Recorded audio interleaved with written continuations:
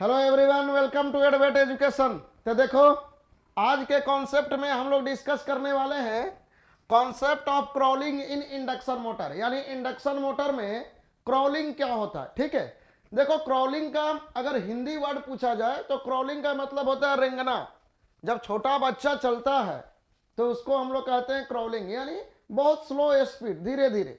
तो क्या होता है इंडक्शन मोटर में, देखो due to the seventh harmonic mainly के वजह से इंडक्शन मोटर बहुत बार NS/7 स्पीड पर स्टेबली रन करने लग जाता है, और उसी को हम लोग क्या कहते हैं, क्रॉलिंग कहते हैं। तो थोड़ा सा इसको समझते हैं। यहां पर देखो क्या है कॉन्सेप्ट ऑफ क्रॉलिंग। सबसे पहला पॉइंट यहां पर क्या ध्यान रखना है कि dominant harmonic order in induction motor, यानी इंडक्शन मोटर में जो हार्मोनिक डोमिनेंट करता है उसका ऑर्डर क्या होता है।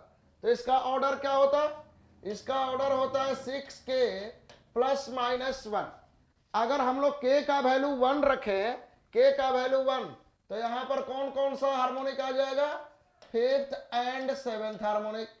तो ये जो दो हार्मोनिक होता है 5th एंड 7th हार्मोनिक, ये डोमिनेट करता है इंडक्शन मोटर में। ठीक है, तो next point, speed of rotating field due to 5th harmonic.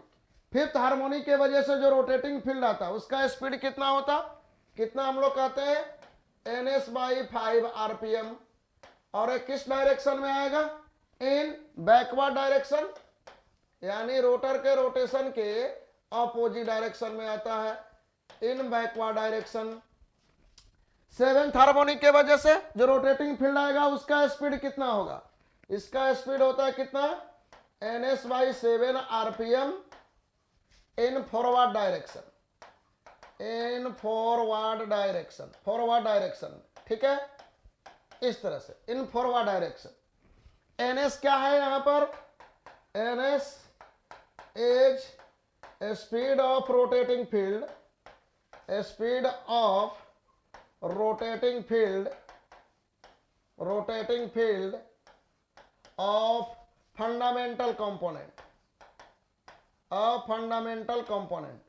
यानी फंडामेंटल कंपोनेंट के वजह से जो रोटेटिंग फील्ड बनेगा उसका स्पीड है NS। तो यहां तक तो समझ गए कि 5th हार्मोनिक के वजह से जो रोटेटिंग फील्ड बनेगा उसका speed NS/5 RPM in backward direction, and 7th harmonic के वजह से जो रोटेटिंग फील्ड बनेगा वो होगा NS/7 RPM in forward direction. अब चलो हम लोग टॉर्क स्लिप कैरेक्टरिस्टिक जरा देखते हैं। टॉर्क स्लिप कैरेक्टरिस्टिक, देखो टॉर्क स्लिप कैरेक्टरिस्टिक फंडामेंटल के लिए यही होगा, फंडामेंटल बी वेव के लिए यही होगा टॉर्क स्लिप कैरेक्टरिस्टिक। इसका वैल्यू यहां पर, स्लिप का वैल्यू यहां पर आकर 0 हो जाता है NS पर। यहां पर NS इजकल टू NR लिखते हैं ना, इस पॉइंट पर NS इजकल टू NR। अब यहां पर 7th हार्मोनिक भी फॉरवर्ड डायरेक्शन में है, तो ए आएगा कुछ किसके वजह से, torque slip characteristic due to the 7th harmonic. तो ये वाला टॉर्क स्लिप कैरेक्टरिस्टिक है due to the 7th harmonic. 7th harmonic के वजह से जो स्लिप 0 होगा, कितना स्पीड पर होगा, NS/7 RPM पर। और 5th हार्मोनिक का देखो, 5th हार्मोनिक वाला जो रोटेटिंग फील्ड है वो बैकवर्ड डायरेक्शन में रोटेट करता है। ये फॉरवर्ड का यहाँ पॉजिटिव में बना है, तो बैकवर्ड कहाँ, यहाँ निगेटिव। तो बैकवर्ड वाले के केस में यहां पर स्लिप 0 होगा, कितना स्पीड पर, -NS/5 RPM पर। तो एक किसके लिए है, due to the 5th harmonic, torque slip characteristic due to the 5th harmonics.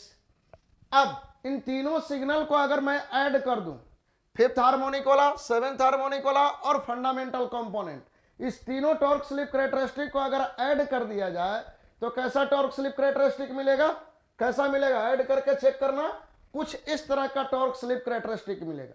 इसको हम लोग क्या कहेंगे, रिजल्टेंट टॉर्क स्लिप कैरेक्टरिस्टिक। ठीक है, यहां पर एक पॉइंट है, इस पॉइंट पर स्पीड हमें कितना मिलता है, NS/7। ठीक है, अब देखो ये है लोड टॉर्क देखो ध्यान से, यहां पर कट कर रहा टॉर्क स्लिप कैरेक्टरिस्टिक को इस पॉइंट ए पर, और पॉइंट ए क्या होगा हमारा, ये पॉइंट ए क्या होगा, मैं समझाया था कि पॉइंट ए क्या होगा, यहां पर स्टेबल ऑपरेटिंग पॉइंट। क्या होगा ये, stable operating point, stable operating point होगा पॉइंट ए। इस पूरे रीजन में कहीं भी ऑपरेटिंग पॉइंट होगा तो स्टेबल होगा, ठीक है। और इस पॉइंट ए के कोरस्पोंडिंग कितना स्पीड हमारे पास है, n1, और n1 का वैल्यू नियर अबाउट कितना है, ns/7 है, ठीक है, ns/7। यानी इंडक्शन मोटर कितना स्पीड पर स्टेबली रन करने लग गया, n1 स्पीड पर, और n1 का वैल्यू कितना है, ns/7, बहुत कम है, ns/7 है ना। इसी इफेक्ट को हम लोग क्या कहते हैं, crawling. This effect is called crawling, कि इंडक्शन मोटर स्टेबली रन करने लग जाता है बहुत कम स्पीड पर, यानी ns/7 आरपीएम पर, ठीक है। इसको थोड़ा सा पीपीटी पर भी मैं बनाया हूं, उसको भी देख लो आप लोग। देखो यहां से, जैसे यहां पर अगर देखा जाए तो रिजल्टेंट टॉर्क स्लिप कैरेक्टरिस्टिक हमारा कुछ इसी टाइप का मिला था। रिजल्टेंट टॉर्क स्लिप कैरेक्टरिस्टिक देखो, ये आएगा ना resultant torque slip characteristic, resultant resultant torque slip characteristic.